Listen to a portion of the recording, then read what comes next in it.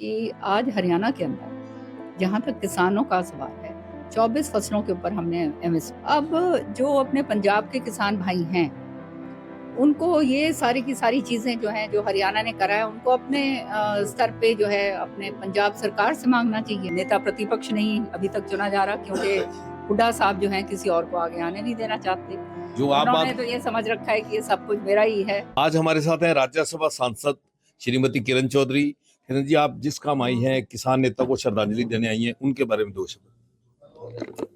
देखिए, चौटाला साहब जो है अपने आप में एक शख्सियत थे, और मैं जैसे आज बोल के आई कि वो कहते हैं ना, पहचान हरियाणा की जो थी वो देवी लाल, बंसी लाल और फिर भजन लाल, तो तीनों लालों का वो था। और उससे आगे जो है अपने चौटाला साहब, तो ये एक अध्याय जो था है राजनीति का, वो पूरी तरह से समाप्त हुआ है।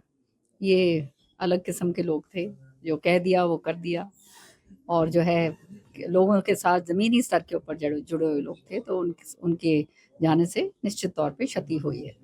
मैडम, आप खुद किसानी परिवार से हैं, बॉर्डर पे किसान बैठे हैं। डलेवाल का जो अनशन है आज 25वें दिन प्रवेश कर गया, उनकी हालत जो है वो लगातार खराब हो रही है। तो क्या आप मध्यस्थता करेंगी सरकार से उनका समझौता करवाने का?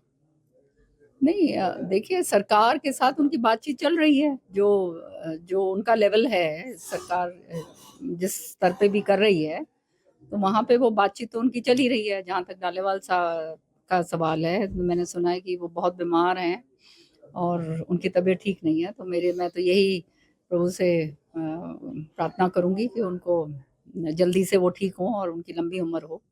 लेकिन सत्य ये है, देखिए, कि आज हरियाणा के अंदर जहाँ तक किसानों का सवाल है, 24 फसलों के ऊपर हमने एमएसपी दी है जी। किसानों के लिए। बहुत सारी ऐसी सहूलियतें जो हैं, हमारे माननीय मुख्यमंत्री जी ने जो है घोषणा करी है, और वो क्रियान्वित जब हैं नीचे होने वाली हैं। और कम से कम 15-20 ऐसी योजनाएं हैं जो किसानों से ही जो ताल्लुक रखती हैं। अब जो अपने पंजाब के किसान भाई हैं, उनको ये सारी की सारी चीजें जो हैं, जो हरियाणा ने करा है, उनको अपने स्तर पे जो है अपने पंजाब सरकार से मांगना चाहिए। जी। और जो भी बीच के अंदर जो है इनको उंगली लगा के राजनीति करने की जो कोशिश करवाने की कोशिश करते हैं, जैसे कांग्रेस के हैं या दूसरे और लोग हैं, ये नौटंकीबाजी जो करते हैं, सच्चाई ये है कि उनको अपने प्रदेश, जो उनके राज्य हैं, जहाँ पर उनकी कांग्रेस शासित प्रदेश हैं, जी।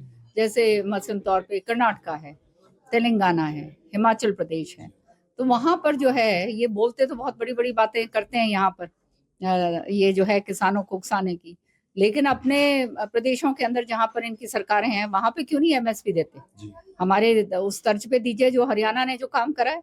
ये तो एक ऐसा रास्ता दिखाया हरियाणा ने, और जो भी किसान हितैषी होगा वो इसको अपनाएगा, और हरियाणा ने तो अपनाया है।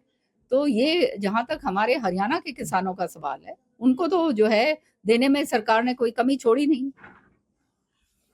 आपने प्रदेश की राजनीति की आज तक, अब सेंटर की राजनीति में गई हैं, पहली बार राज्यसभा पहुंची हैं, क्या सा एक्सपीरियंस था? हाँ, प्रदेश की राजनीति बिल्कुल अलग होती है, सेंटर की अलग है बिल्कुल। और अच्छा लग रहा है कि मुझे मौका दिया।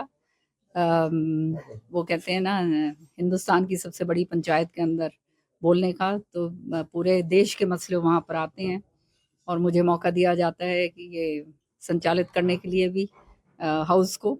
जी। तो बहुत अच्छा लग रहा है मुझे। और जो है मौका दिया है मेरे को प्रधानमंत्री जी ने, मोदी जी ने, तो जो भी मेरे से हो सकेगा, जो विकसित भारत का सपना जो उन्होंने देखा है और जिसके लिए हम सारे के सारे वचनबद्ध हैं, उसमें थोड़ा सा भी अगर योगदान मैं दे सकूं, तो मैं अपने आप को सौभाग्यशाली समझूंगा। आपने वहां वक्तव्य दिया और समर्थन किया कि वन इलेक्शन वन नेशन होना चाहिए। जी बिल्कुल। देखिए, 1967 से पहले ऐसे ही होता था। उसके बाद जो है स्थिति जो है वो आगे से आगे इस तरह से ढलती चली गई। होता क्या है कि इलेक्शंस जब होते हैं, तो बहुत जबरदस्त पैसा इसमें खर्च होता है, हम सब भी इस बात को जानते हैं। और पूरा जो है सरकारी वो जो है ना, वो कहते हैं ना, प्रशासन जो है वो पूरा इसके अंदर लग जाता है। अब हर साल जब इलेक्शन होते हैं, तो हमने ये देखा है कि एक तो कोड ऑफ कंडक्ट जब आता है, तो उससे 1 महीने पहले 1 महीने बाद तक जो है कार्रवाई जो भी होता है विकास कार्य की, वो ठप हो जाती है। तो इसका मतलब जो है विकास काम जो है अगर 2 या 3 महीने के लिए लंबित पड़े रहें और तो आप समझ सकते हो इसमें बहुत परेशानी आम जनता को होती है, तो ये जनता के विरोध जाता है। फिर साथ की साथ जो है सरकारें जो नई बनती हैं या पुरानी जो भी हैं वो नए सिरे से दोबारा चलती हैं, तो उसमें और समय लगता है, तो 5-6 महीने तो आराम से निकल जाते हैं। तो इसके अंदर जो है नुकसान किसको होता है? नुकसान जो है आम जनता को होता है, उसके विकास को होता है, इलाके के विकास जो है वो धीमी गति क्या उसका बिल्कुल तरीके से खत्म ही हो जाता है। तो ये वन नेशन वन इलेक्शन जो पहले भी हुआ करते थे, जो हमारे संविधान निर्माताओं ने के बाद जो है हमारे को जब इंडिपेंडेंस मिली, उसके बाद तक ये जब हुए हैं, तो अब करने में मेरे ख्याल में ये कांग्रेस को कोई परेशानी नहीं होनी चाहिए। खाली मुद्दों के ऊपर जो है खाली आपने विपक्ष जो है खाली विपक्ष वो कहते हैं ना मुखालफती करनी है तो बात और है, लेकिन सत्य ये है कि ये देश के लिए बहुत हितकारी है। मैडम, अगर आपकी पुरानी पार्टी की बात करूं, उदय भान जी ने जिला प्रभारियों की लिस्ट जारी की, जो आप प्रदेश प्रभारी उन्होंने रोक दी। तो ये तो कांग्रेस में पुरानी चाल है। और जो है अब आप ये देखो जो जिला अध्यक्ष हैं जो अपने इतनी बड़ी बड़ी बातें कहा करते थे, आज वो ही नहीं है ना, अपनी ही सीट नहीं बचा पाए वो। तो जिस तरह से जो है यहाँ पे भाई भतीजेवाद की राजनीति है, कोई पार्टी की तो राजनीति रही नहीं। तो ये मेरा ये मेरा ये मेरा ये मेरा मेरा करके है, तो जो मेरा अगर बीच में ना आए तो उसके अंदर परेशानी हो जाती है। तो इस तरह से जो है कांग्रेस के अंदर सदा ही एक दूसरे को ये खींचते आए हैं, और अंग्रेजी में कहते हैं ना, they are very good at scoring self goals which they always do हैं। सो जो है वही इस कार्रवाई अब हो रही है। अब नेता प्रतिपक्ष नहीं अभी तक चुना जा रहा, क्योंकि हुड्डा साहब जो हैं किसी और को आगे आने नहीं देना चाहते। जो आप उन्होंने तो ये समझ रखा है कि ये सब कुछ मेरा ही है, और जो है अच्छा होता किसी नए आदमी को आगे आने देते, एक नई ऊर्जा आती हमेशा। लेकिन जो है हर चीज के ऊपर कुंडली मार के बैठना तो उनका पुराना काम है। अब तो उनके एमएलए भी मुखर हो गए हैं, सरेआम आरोप लगा रहे हैं, जो आप कहते हैं बापू बेटे की पार्टी है वही बात शमशेर गोगी और बाकी लोग, वीरेंद्र सिंह जैसे लोग भी कह रहे हैं। देखो मैं तो स्पष्टवादी हूँ, और शुरू से मैंने कोई वेस्टेड इंटरेस्ट मेरा रहा नहीं, तो इसलिए मैं कभी घबराई नहीं, तो मुंह खोलने में मैंने कभी कसर छोड़ी नहीं। तो आज सारी सारी स्थिति सामने है ही कि हालात जो हैं, अगर कांग्रेस को डिसेमिनेट करने का एक ही कारण है, वो ये दोनों बाबू बेटा है। आपने कहा कि प्रदेश की जो राजनीति है तीनों लालों के इर्द गिर्द रही है, तो बंसीलाल जी का भी परिवार का काफी हिस्सा बीजेपी में आ गया, भजनलाल जी का भी आ गया, और कांग्रेस जो देवीलाल जी थे उनके भी पोते गए थे, चलो उनकी बातें वापसी हो गई, लेकिन इन सब में जो मानतान है वो आपके परिवार को ज्यादा क्यों दिया बीजेपी ने? मैं धन्यवाद करती हूँ अपने शीर्ष नेतृत्व का, प्रधानमंत्री जी का, और हमारे जो सारे सीनियर नेता हैं कि उन्होंने मुझे हमें इस लायक समझा और ये मौका दिया।